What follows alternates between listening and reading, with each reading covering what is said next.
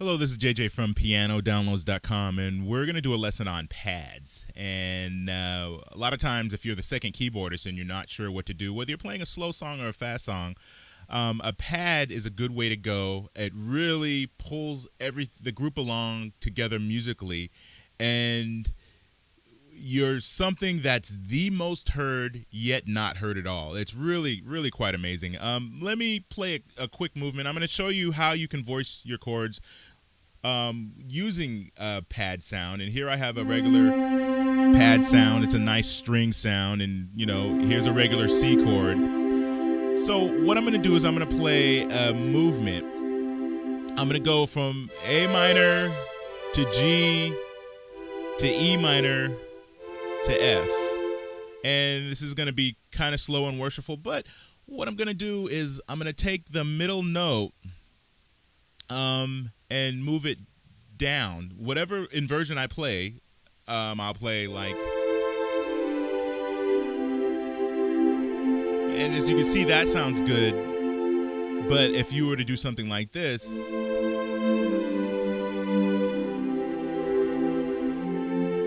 by taking the middle note and moving it down an octave, you give it depth. You're not playing the bass note. If you were to play the bass note, you would really, if you were to go too low in the register, you'd really overpower everything. Although it does sound good, you may not want to go that low. Some churches run subwoofers, and that crossover is going to say, oh, look at all this low frequency, and send it all to the subwoofer. You don't want to overpower everything. Especially when you want the worship to flow. So let me show you how I do that again. So I'm going to go A minor to G, and I'm taking the middle note and I'm moving it down an octave simply. And I'm going from C to F. Now, let me do that again. Now, if you want to, you could add in some more notes, just not too many. You can do something like this. Being careful not to go down too low. Something like that. Or you can voice the chord really pretty. Let me show you. I gave this example in another video. If I were to play an A minor, I'd play C first inversion on the right hand. Then I would take this note and move it up.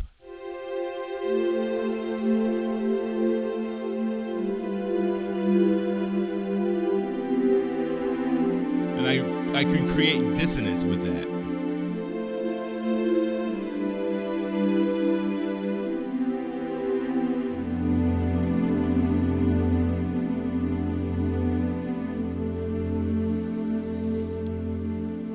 So what you want to do is you can play your pads, you can play them nice, and what you want to do is you want to make sure that you're playing the chord that everyone else is playing.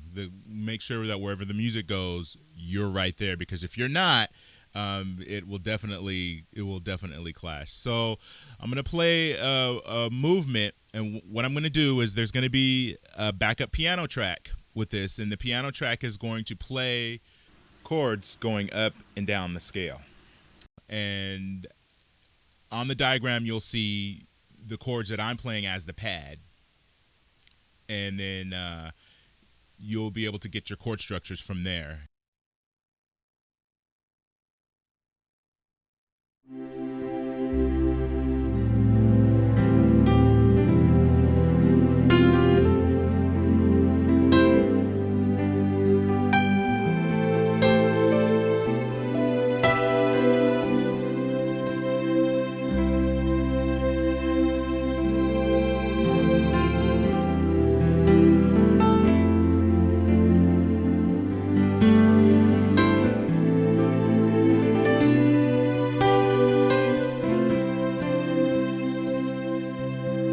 So from there, I'm trying not to do too many notes. I'm starting with C, pull some notes out, D minor, E minor, F, kind of skipping around, G,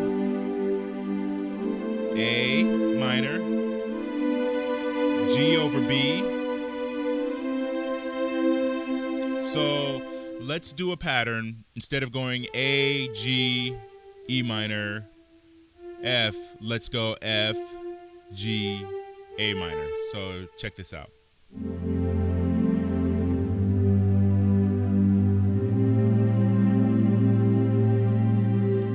Now, as you can see, as I did with that A minor, I didn't add this G in until later because I wanted to give the pad somewhere to go. So let's try that again. F. And just whatever you want to do, you can throw as many or as little notes as you want. And just give some depth to your playing.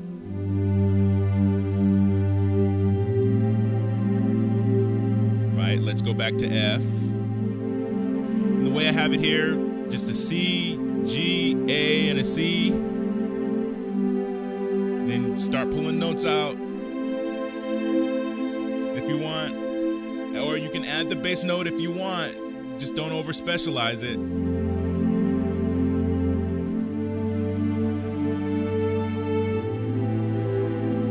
And then from there I can go from G over B to C.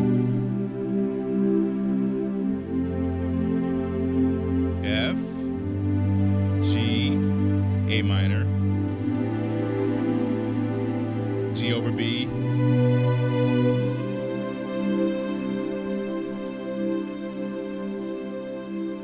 so let's try it again. F. You hear that dissonance in there? Right there.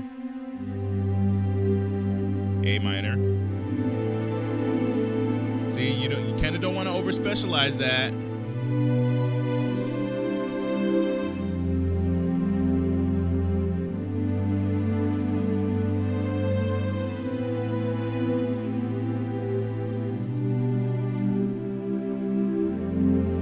So what you want to do is do that pattern, practice it in different keys. So let's try it in the key of D flat.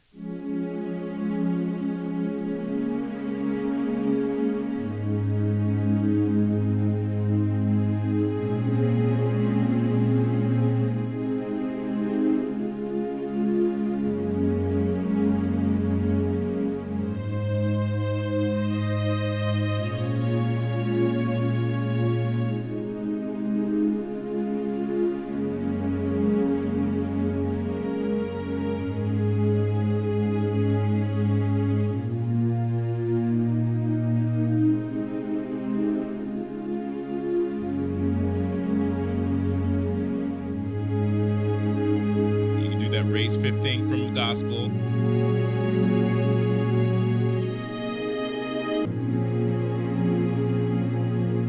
So as you can see how I'm voicing my chords, I am taking pretty chords and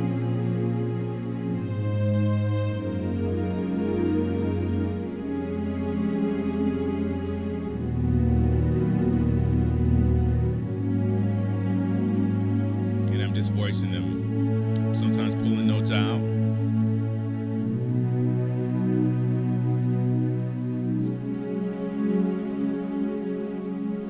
And then if you want, when you add in that low note, it just saturates everything.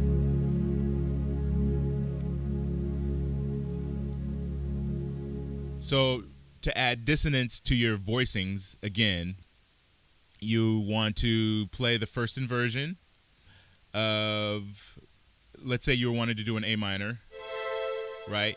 You play a C over A. You have your A minor 7. Play the first inversion of C and take this G and bring it a whole step down. That's all you want to do. And then you'll be moving to a G from there.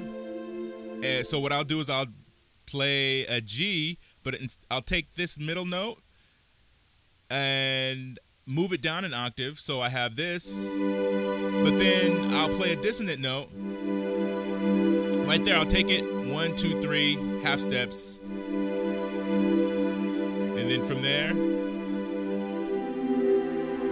Do that same trick with an E minor by taking that D from the G major, because there's a G major in E minor, and I'm taking the D of that G major and moving it down a whole step. And that creates this dissonance. And then from there I can just play an F with a 9 and then add the low in there. It makes your chords sound pretty. I did teach this in another video series. So you can use that same principle and add it to that, and it makes your pad sound full as long as you're not too intrusive, as long as you're well studied with the song that's going, as long as you know where it's going, you'll be fine. Thank you very much.